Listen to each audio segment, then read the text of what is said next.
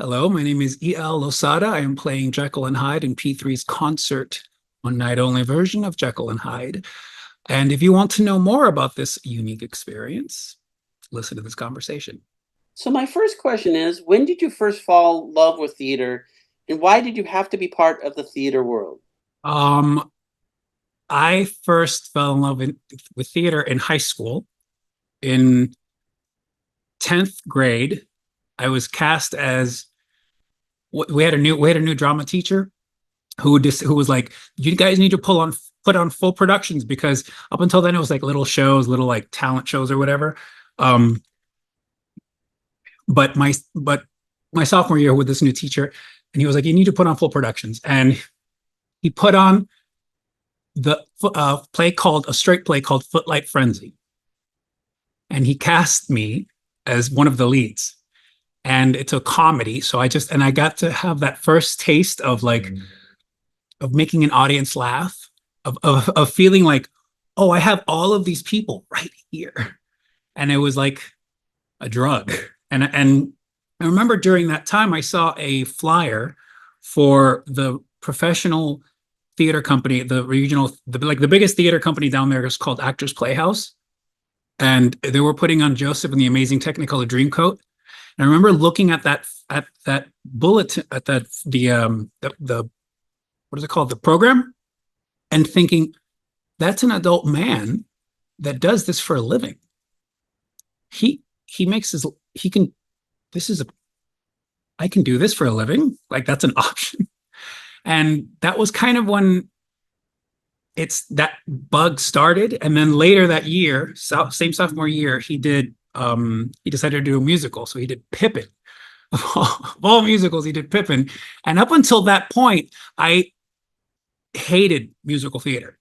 I thought typical Miami bro. I was like, bro, that's so stupid. You don't just break out into song. Nobody does that. But I love music. I mean, I've always been a singer and I love music. So to like those two things have always been like separate. And then so he did Pippin and I auditioned and he cast me as Pippin. And I was like, starting to work the rehearsal processor and everything. I was like, oh, wow, this is two things. I have music and acting and theater and then ever since then I was like, okay, I'm hooked. This is what I need to do. It's a passion of mine. To add on to that, when did you fall in love with acting and singing, and when did it go from an interest to an obsession? Uh Probably at that time, around that time in high school, it became from like it was around the time when I was getting ready to go to college and decide what I was going to study. And I was like, there's nothing else that I want to do, that I want to learn about. So it was never a hobby. It was never a something I was going to play around with. It was something that I was going to throw myself completely into because that it was like a calling. And add on to that, just why do you like acting, and more important, why do you like singing? What is it about music that just brings you alive? I don't know if I can really put it into words. There's something about, like, because they each have this like weird sense of expression that is authentically me, but in such a different way. Like when I create moments and scenes, and I can like live in each moment that I through the acting. I just feel like I'm channeling something else, and it's like that craft and that medium. But when I'm singing and I'm in the emotion of the song or in the context of what I'm singing about, and I'm kind of feeling it, just again becomes I become this vessel for something. I become like it feels like I'm like a saxophone that I'm being blown through. Um, and it's a kind of a feeling that I can't really describe. To get to that freedom, it takes a lot of studying, a lot of work, being prepared, and doing all of the work so that in that live moment or in that moment of performance, I don't have to think about anything. I can get out of the way. The body remembers how to do the performance part, but in getting out of the way, you let something else come through that I can't really. I can't. It's hard to get that feeling from anything else. I think. I don't have this written down, but I've heard many theater creatives saying basically theater is their other church. You kind of describe that. So tell me why, in many ways, theater is like your other church. Why you have to keep on doing acting and singing. Yeah, it's I think that for performers, it's a calling. And you have and it's your everything in your soul knows that you have to be doing that, you know, whether you get to do it for a living or not. Your soul and your spirit understands that, like, I was meant to share this experience with other people, because if it blesses me, it's going to bless someone else, you know. um and it's you just have you won't be able to not, you know, if it's really what you're calling and what you're meant to do, you won't be able to not do it. Opportunities will find you because that's what is meant to happen, you know. um it's a calling. That's what I would say. The theater experience, why is it such a unique format compared to TV and movies? Why is the theater experience great for actors, but also great for the audience? I think what is so special and unique and also heartbreaking about theater is that it becomes this shared experience between the performer and the audience that binds them, and like they feel like they've seen each other, you know, and felt each other. And it's just in that one space of time. It's just for that one night of that performance or that one matinee or whatever it was. It was that experience, and everybody in the room felt it, and it was real for everyone. And then it's just in everyone's memory. You know what I mean? And it's always real, but then it's like ephemeral. And that's what I think is so wonderful and heartbreaking about theater, is that you can't go back and see it again. You can relive it in your mind and how you felt when you were in the audience or when you were on stage performing. Most of the time, I don't remember when I'm on stage, but that moment is unless it's captured, it's gone. You know, it just lives on in whoever it affected in the way that it meant to, you know, which is beautiful. To add on to that, why are musicals an even more unique audience experience to go to, and why are they so popular?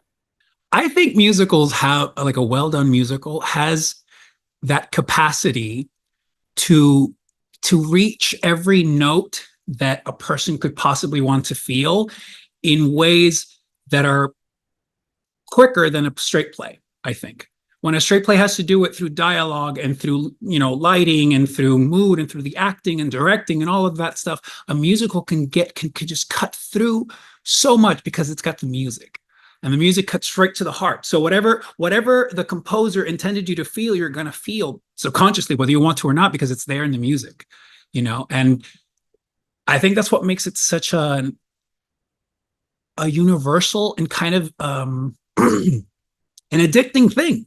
I have many friends that are just like addicted to going to Broadway shows, and they'll spend, you know, so much money because they go seek shows regularly, and that's like just part of their thing. They used to be performers, but now they just love it so much that they have to continue to do this.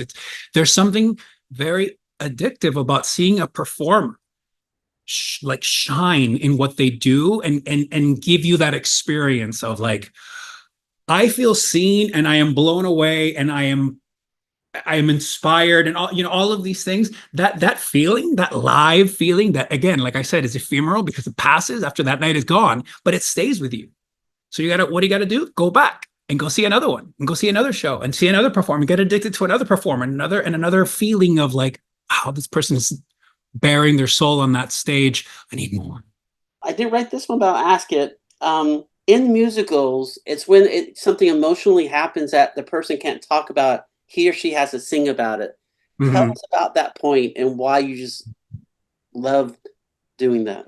It's funny. It's ironically the very thing that I used to hate about musicals, because, you know, the Miami boy, bro, nobody does that in real life. Nobody goes and busts out into song. And I used to say it with that accent too. But that is what, again, in a well done musical, it if it's like, it's permission. It's a permission to feel and to express that feeling in a way that that cuts through the, the explaining it, and you're going to just cut through the heart and feel it. You're going to feel the song because I can't put it into words, so I have to sing it. It's like, it's a shortcut, honestly. I feel like straight plays have to take this long way around to try to get you to understand the character, where they're coming from, to relate to all of these things to get you to feel that. Whereas a song can cut right there, and that is, I think that's it's cheating. Feels like cheating when you get to do it, because it's easy, when you slip into the song, it's like, the song does the work for you, Because of you and Deborah and Chris have worked for P3 before, tell me about P3 Theater Company. Why do you like working with the theater company, and why is it such a unique theater to work with?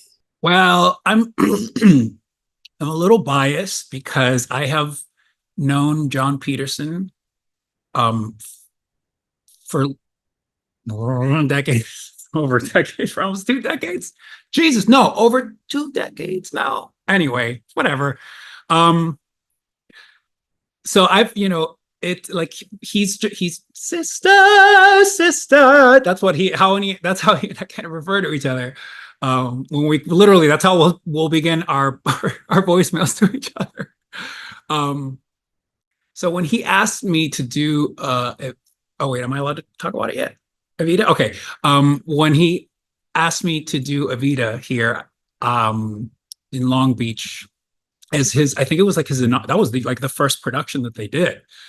I had never done Evita before. I'd never done an Andrew Lloyd Webber play, I think. I don't think I'd done an Andrew Lloyd Webber show.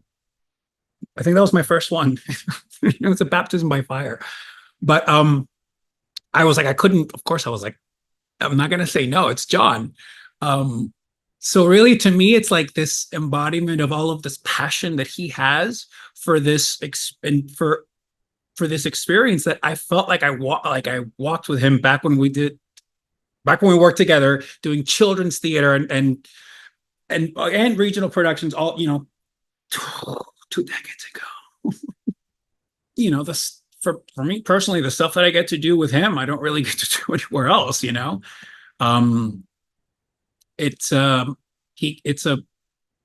There's an encouragement and a breadth of support that he creates, and an environment of like everybody wants it to win. Everybody wants the thing to be the best, and that's curated because of John. You know what I mean? And that's just the kind of how it feels to work there. So, personally, I might be biased, but I love it.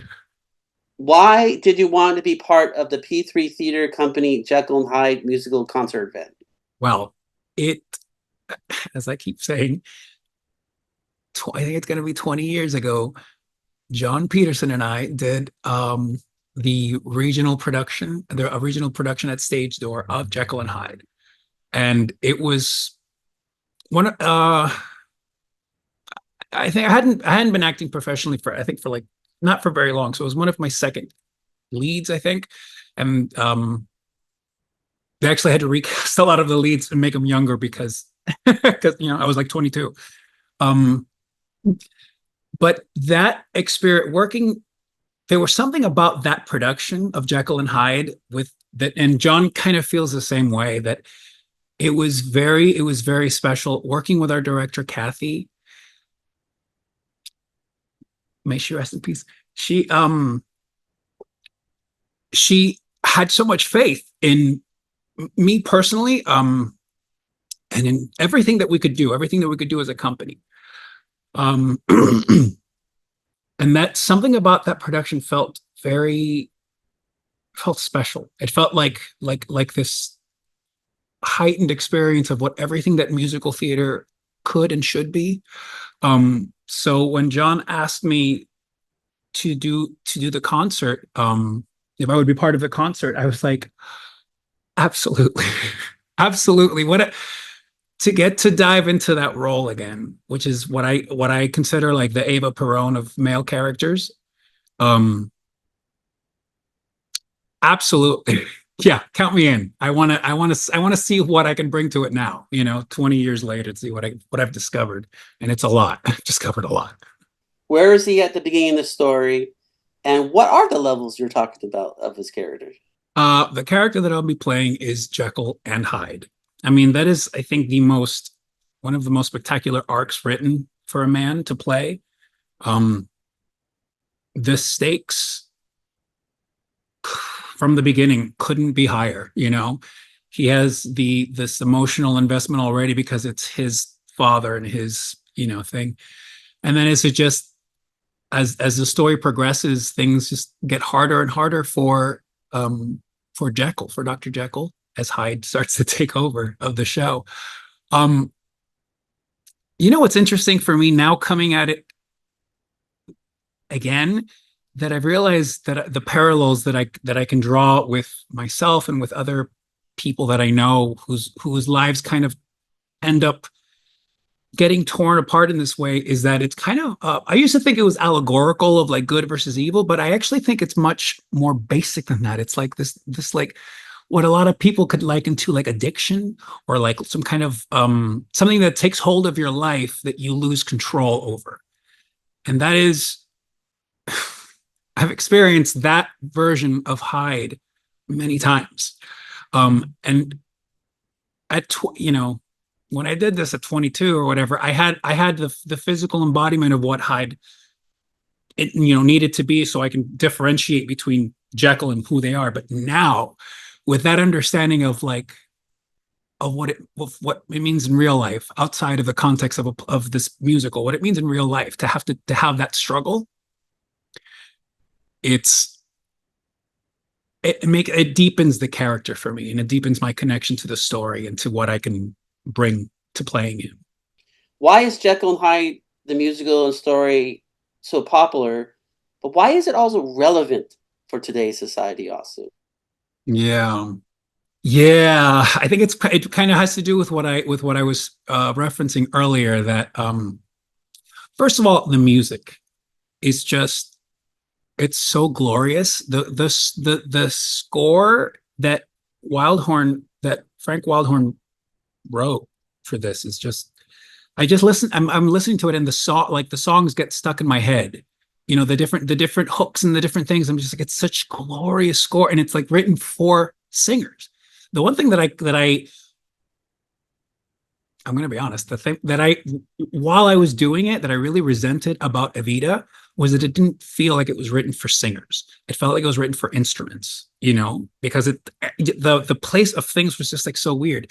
Whereas this score, and not comparing the two composers by any means, because they're both geniuses in their own way, but this score specifically, and most of like Wildhorn's stuff is written for singers, so we can just let the voice do what it does throughout a song naturally. He builds an intensity naturally, and it feels like it's for singers, and I think people appreciate hearing that. And they listen, so they can sit back and listen to these great songs and these great scores. That's just feel, and you get the feeling. So I think that's part of. I think the music is definitely one of the reasons, and two, particularly this day and age, when so many people are having so many struggles, this decision, this like wanting to understand, why are some people so shitty? Why are some people good? You know what I mean? All that, trying to make peace with that, or at least understanding that everyone's struggling and everyone's having some kind of a thing. I think it resonates. I think it resonates a lot. What do you think is the underlining message for Jekyll and Hyde? It's funny because it does end as a tragedy, doesn't it? I don't know. I think that the search, like the passion that Jekyll has for finding the truth and getting to the bottom of the thing, and like not really truly understanding, that is always worth the fight. It's always worth going for. You know what I mean? It's always worth the journey. And if you sometimes some people do get lost along the way, and they lose that battle with addiction, they lose that battle with whatever it was that was ruling, but it's still you have to try. You have to fight for it. You have to look for that thing. You have to find and fight for your moment. And saying this, so you can sing, this is the moment. This is what I'm going to go for. What I'm going to go for. I think that's the theme that people should take home. Why is Jekyll and Hyde, the story and the musical, a fan favorite by everybody? I think it's those songs, these universal themes, those sweeping melodies, the singing. I think it'll never not play. I think. I was actually thinking about this. I would love to find a way to film it, to make it a feature, because why not? It's so beautiful. We have to find a way to do that, because it's too good to not, putting it out there to the universe. I like that idea. What are you looking for when you are performing live in the church, performing Jekyll and Hyde the concert? Well, one of the things that I'm looking to is to forget the fact that I'm in a church when I sing twice with Satan himself by my side. That's what I'm looking to just forget that I'm in a church singing that. Just kind of like let that go. But honestly, I'm looking to connect with that audience. I want that audience to feel like they really felt, not just saw Jekyll and Hyde, felt Jekyll and Hyde within their bones, within their soul, like felt that story.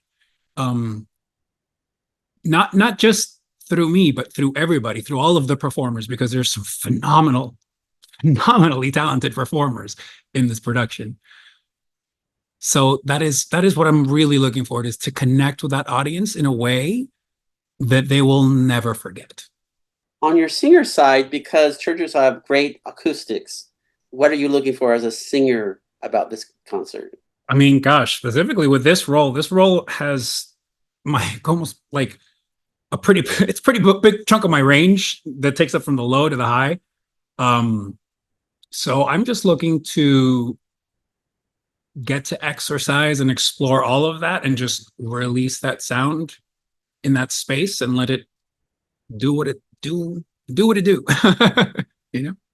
Now I know this next question is like asking who's your favorite niece or nephew, but what is your favorite part or song in Jekyll and Hyde?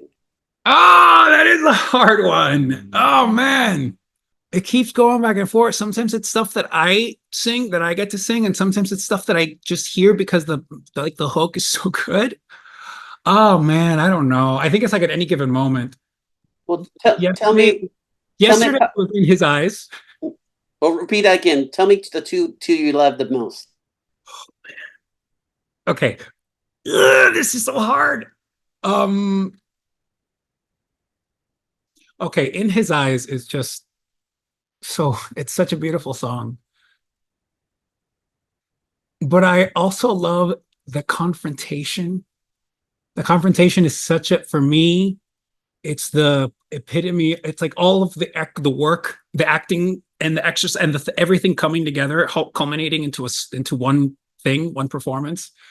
And it also for me, it's like, if I get through that, I'm done. I've gotten through the whole show. The confrontation is the last big 11 o'clock number, and if I get through that, I'm done. But I love it. I love because it pushes me. It's what makes it feel like the Eva Peron of male characters. It's like, just when you think you're done, you still have to give one last, So maybe that, I don't know. There's so many. Honestly, there's so many. I could keep going on. Like now somehow I've got to get back to the place where my journey started. That's such a beautiful melody. That melody kept getting stuck in my head as I was started listening to the soundtrack again. Just kept getting stuck in my head over and over again. They're so passionate and so fun to sing and so satisfying, That's one. I don't know. I can't. Okay, well, those are my top three. I love how frustrated you were to answer that. I love that. Oh, it's so hard. Well, here's a simple one. Why must the theater community, Jekyll and Hyde fans, music lovers come to the P3 Theater Jekyll and Hyde concert one night event? Why must they? Because you will never forget it. You will never forget it. It's going to be an experience you'll never forget. That's all I can say. Why should more actors, directors, and playwrights and theater creatives get involved with P3 Theater Company? Because do you want your work to grow? Do you want your work to flourish? This is the company to do it with. They've got the artists, they've got they've got John. What else? What do you need? This is the company that you want to grow your work with. And I always ask this question, as you know, ticket sales don't cover the cost of a production or a theater. Why are theaters like P3 Theater Company so important to the community and need the help and support from the local community? I mean, to provide art and to provide performance and experiences like what will be the Jekyll and Hyde concert, that that doesn't pay for itself. That needs this